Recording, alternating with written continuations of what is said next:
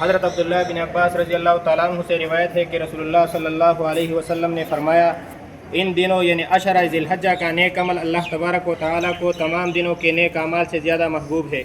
لوگوں نے عرض کیا، اللہ کے رسول، اللہ کے راہ میں جہاد بھی اسے نہیں پا سکتا؟ آپ صلی اللہ علیہ وسلم نے فرمایا، جہاد بھی نہیں، مگر ایسا شخص جو اپنی جان و مال کے ساتھ نکلا اور لوٹا ہی نہیں۔ ذو الحجہ کے پہلے 10 دنوں سے بڑھ کر کوئی دن ایسے نہیں جن میں نیک عمل اللہ تبارک و تعالیٰ کو بہت زیادہ پسند ہو۔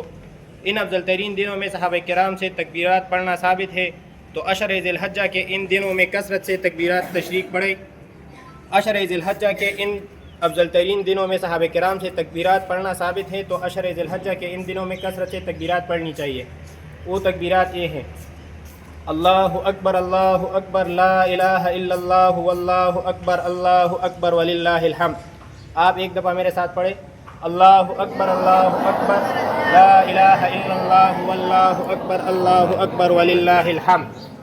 اللہ اکبر لا الہ الا اللہ واللہ اکبر وللہ الحمد۔ اس پر عمل کرنا چاہیے اور ان دنوں میں ان کو اپنے معمولات میں شامل کرنا چاہیے۔ ہر فرض نماز میں تقریباً 1 دفعہ پڑھنا چاہیے، اگر 3 دفعہ پڑھنا چاہیے، اگر 3 دفعہ نہ پڑھے تو 1 دفعہ کم از کم ضرور پڑھنی چاہیے۔